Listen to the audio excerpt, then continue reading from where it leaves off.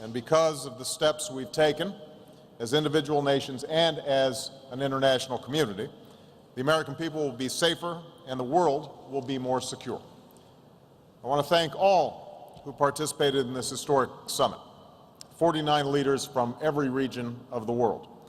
Today's progress was possible because these leaders came not simply to talk, but to take action, not simply to make vague pledges of future action, but to commit to meaningful steps that they are prepared to implement right now.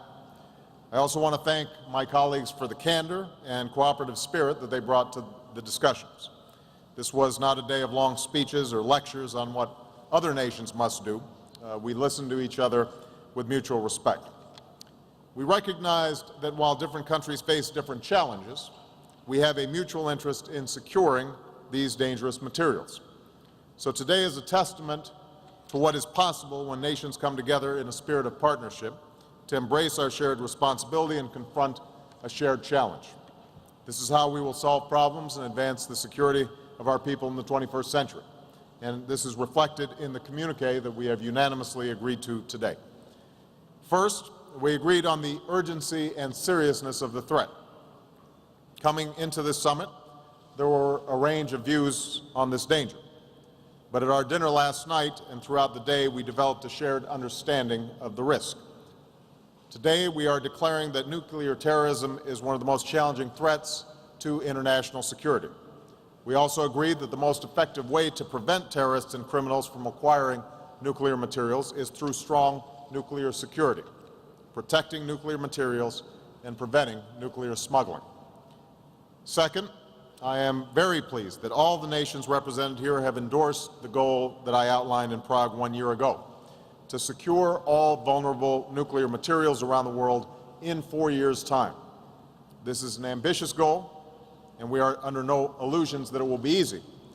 But the urgency of the threat and the catastrophic consequences of even a single act of nuclear terrorism demand an effort that is at once bold and pragmatic. And this is a goal that can be achieved.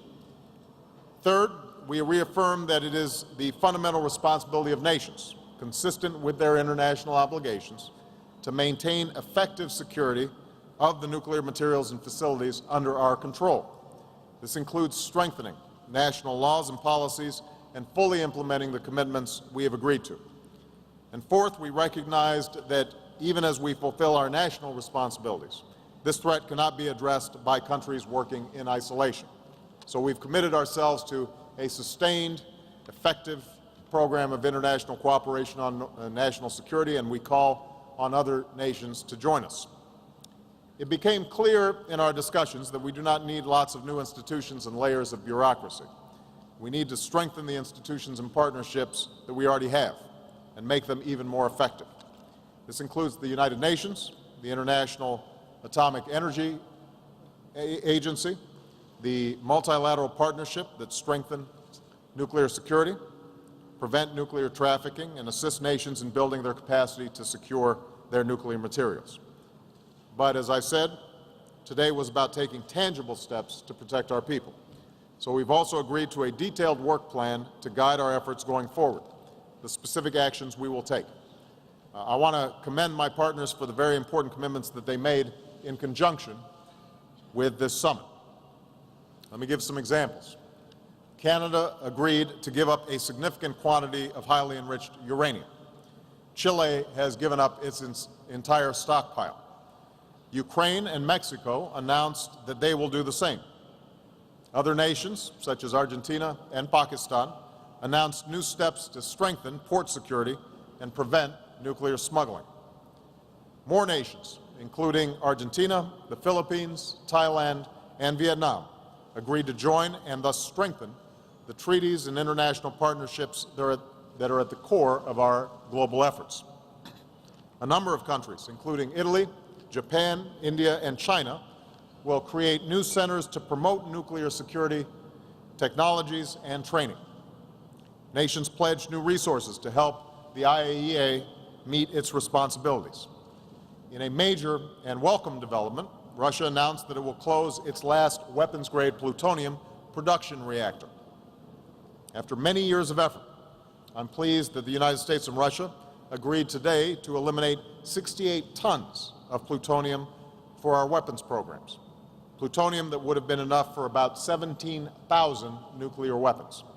Instead, we will use this material to help generate electricity for our people. These are exactly the kinds of commitments called for in the work plan that we adopted today. So we've made real progress in building a safer world. I would also note that the United States has made its own commitments. We are strengthening security at our own nuclear facilities and will invite the IAEA to review the security at our Neutron Research Center. This reflects our commitment to sharing the best practices that are needed in our global efforts. We're seeking significant funding increases for programs to prevent nuclear proliferation and trafficking. And today, the United States is joining with our Canadian partners in calling on nations to commit $10 billion to extending our highly successful global partnership to strengthen nuclear security around the world. So, this has been a day of great progress, but as I said this morning, this can't be a fleeting moment. Securing nuclear materials must be a serious and sustained global effort. We agreed to have our experts meet on a regular basis to measure progress, to ensure that we're meeting our commitments, and to plan our next steps. And I again want to thank President Lee and the Republic of Korea for agreeing to host the next Nuclear Security Summit in 2 years. Finally, let me say, while this summit is focused on securing nuclear materials, this is part of a larger effort, the comprehensive agenda that I outlined in Prague last year to pursue the peace and security of a world without nuclear weapons. Indeed, in recent days, we've made progress on every element of this agenda. To reduce nuclear arsenals, President Medvedev and I signed the historic New START Treaty, not only committing our two nations to significant reductions in deployed nuclear weapons, but also setting the stage for further cuts and cooperation between our countries. To move beyond outdated Cold War thinking and to focus on the nuclear dangers of the 21st century, our new nuclear posture review reduces the role and number of nuclear weapons in our national security strategy. And for the first time, preventing nuclear proliferation and nuclear terrorism is at the top of America's nuclear agenda, which reaffirms the central importance of the Nuclear Non-Proliferation Treaty. And next month in New York, we will join with nations from around the world to strengthen the NPT as the cornerstone of our global efforts to prevent the spread of nuclear weapons, even as we pursue greater civil nuclear cooperation. Because for nations that uphold their responsibilities, peaceful nuclear energy can unlock new advances in medicine, in agriculture, and economic development. All of these efforts are connected. Leadership and progress in one area reinforces progress in another. When the United States improves our own nuclear security and transparency, it encourages others to do the same, as we've seen today. When the United States fulfills our responsibilities as a nuclear power committed to the NPT, we strengthen our global efforts to ensure that other nations fulfill their responsibilities. So again, I want to thank my colleagues for making this unprecedented gathering a day of unprecedented progress in confronting one of the greatest threats to our global security. Our work today not only advances the security of the United States, it advances the security of all mankind. And preventing nuclear proliferation and nuclear terrorism will remain one of my highest priorities as President of the United States. So with that, I'm going to take a few questions. I'm going to start with Bill Plant from CBS.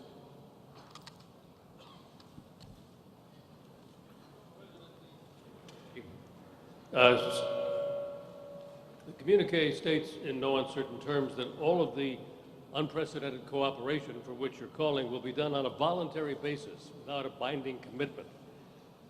What's the likelihood that countries which have been at odds over these issues for a number of years are now going to cooperate? How can this be enforced? Well, let's just take a specific example, Bill. For about 10 years, we had been encouraging Ukraine to either ship out its highly enriched uranium or transform it to a lower grade, a lower enriched uranium. And in part because of this conference, Ukraine took that step, announced that it would complete this step over the next couple of years. So all the commitments that we talked about are ones that we've already booked even before the communique and the work plan gets put into place. And that indicates the degree to which I think that there's actually strong unanimity about the importance of this issue as a threat to the global and international community. Now, keep in mind that we also have a number of international conventions that have been put in place. Not all of them have been ratified. In fact, the United States needs to work on a couple of these conventions dealing with the issues of nuclear terrorism and trafficking.